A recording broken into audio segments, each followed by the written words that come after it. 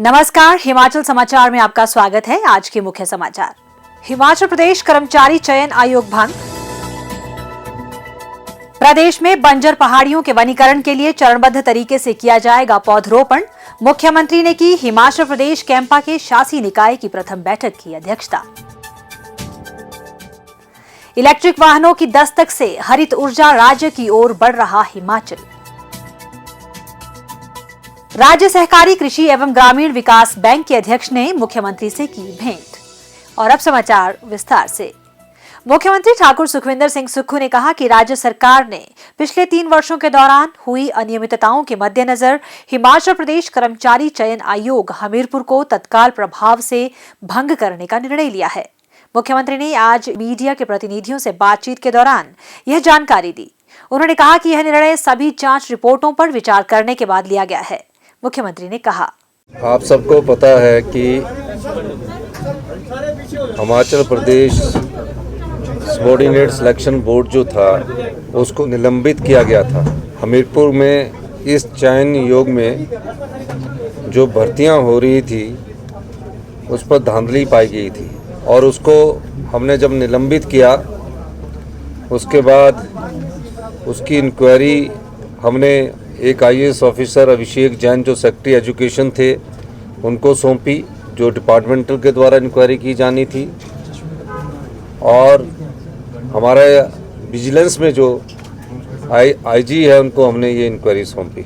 मुझे बड़े दुख के साथ कहना पड़ रहा है कि जो कर्मचारी चयन योग था हमीरपुर में, उसमें पिछले 3 साल से इस पेपर लीक के मामले हो रहे थे। पेपर बिक रहा था और पेपर बिकने के साथ कुछ लोगों को ही पेपर बेचा जाता था और ये पेपर बेचने का धंधा पिछले 3 साल से चल रहा था। और जो अभी पेपर हुए हैं उनके विषय में भी शिकायतें प्राप्त हुई है। हिमाचल प्रदेश सरकार के सभी अधिकारी और इंक्वायरी टीम ने तथ्यों को पाया।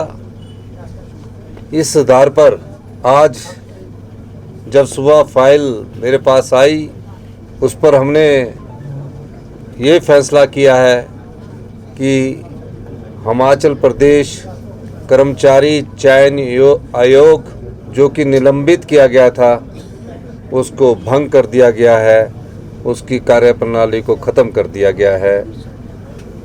और जब तक उसमें जो एग्जामिनेशन हुए जिनके परिणाम नहीं निकले हैं और जिनके परिणाम निकले हैं, जो भी और भविष्य में एग्जामिनेशन होने हैं, कईयों को रोल नंबर चले गए हैं और जिनका रिजल्ट निकल गया है, उन सारे मामलों को Himachal Pradesh public service commission जो यहाँ एचएस का टेस्ट लेता है उसमें स्थानांतरित तुरंत प्रभाव से कर दिया गया है।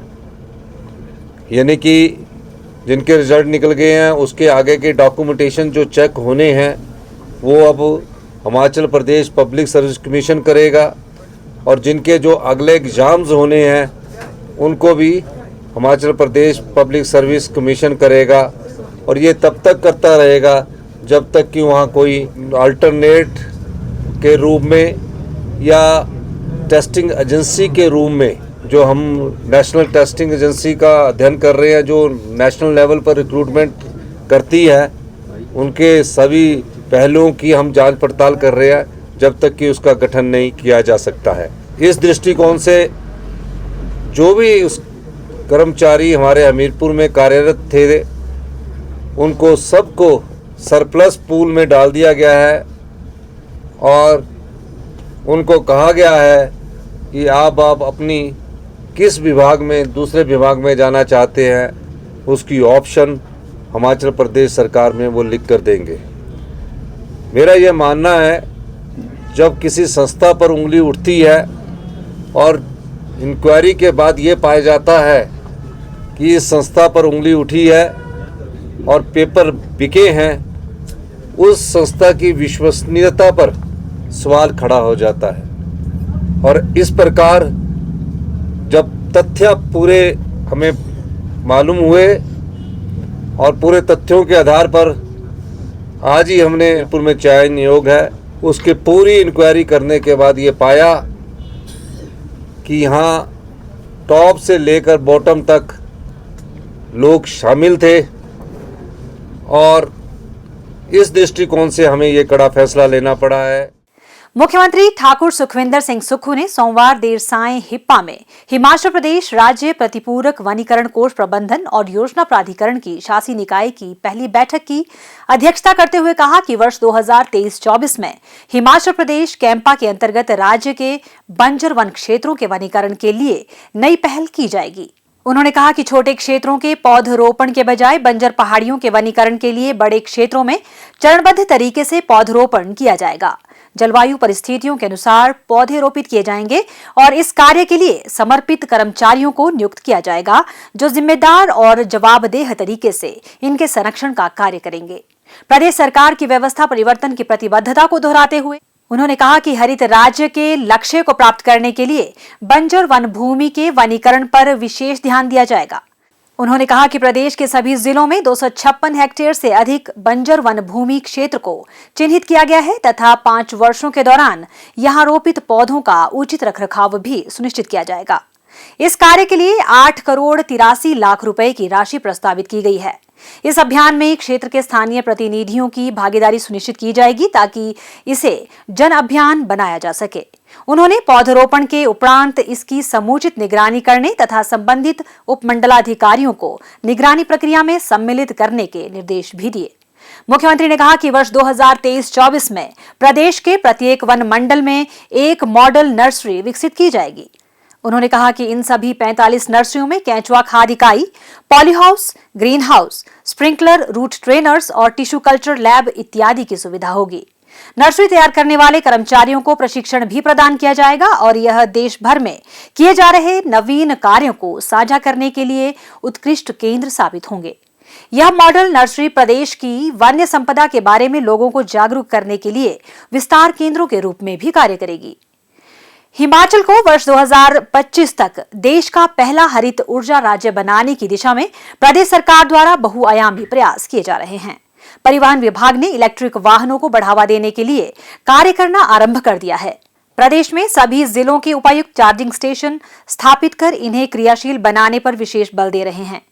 जिलों के सभी प्रशासनिक अधिकारी अपने क्षेत्रों में विशेषकर राष्ट्रीय व राज्य राजमार्गों पर स्थापित किए जाने वाले बड़े चार्जिंग स्टेशनों को परिवहन विभाग के सहयोग से जल्द स्थापित करने की दिशा में कार्य कर रहे हैं। विभिन्न विभाग अपने स्तर पर भी कार्यालय परिसरों में चार्जिंग स्टेशन स्थापित करवाएंगे। सिरमौर जिले में इलेक्ट्रिक वाहनों को प्रोत्साहन प्रदान करने के लिए कई कदम उठाए गए हैं। प्रदेश सरकार के निर्देशों पर जिला में इलेक्ट्रिक कार चार्जिंग के लिए फास्ट एसी चार्जिंग और फास्ट डीसी चार्जिंग स्टेशन तैयार करने के लिए लगभग 143 स्थान चिन्हित किए जा चुके हैं। सिरमौर जिला में परिवहन विभाग में पहली इलेक्ट्रिक कार भी पहुंच गई है। इस इलेक्ट्रिक कार के प्रति क्षेत्र के लोगों में काफी उत्साह देखने को मिल रहा है और वे इस बारे में जानकारी प्राप्त कर रहे हैं। जिला के सभी एसडीएम तथा क्षेत्रीय परिवहन अधिकारी के पास अनेक निजी इलेक्ट्रिक वाहन पंजीकरण के लिए आ रहे हैं।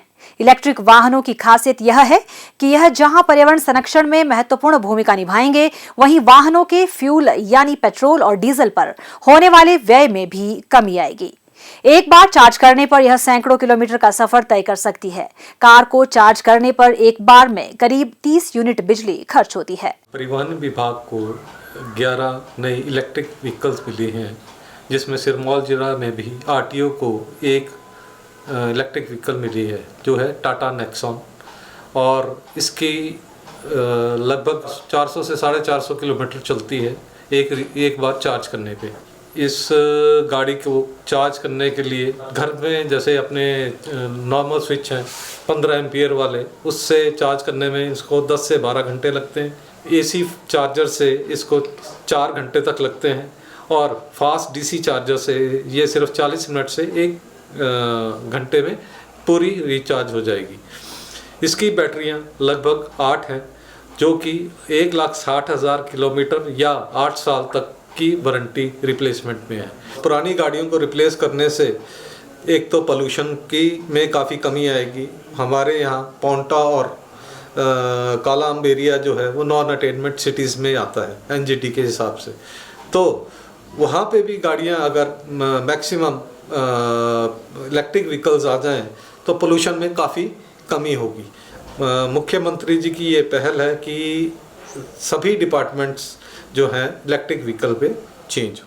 मुख्यमंत्री ठाकुर सुखविंदर सिंह सुक्खू के नवोन्मेषी प्रयासों से प्रदेश हरित ऊर्जा को बढ़ावा देने तथा कार्बन उत्सर्जन को कम कर पर्यावरण हितैषी विकास की ओर अग्रसर हो रहा है। ई मोबिलिटी के माध्यम से युवाओं को रोजगार व स्वरोजगार के अवसर उपलब्ध करवाने की संभावनाएं भी तलाशी जा रही हैं।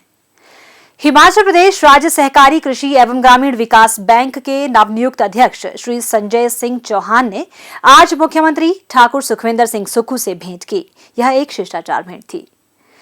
और अब प्रदेश के मौसम पर एक नजर।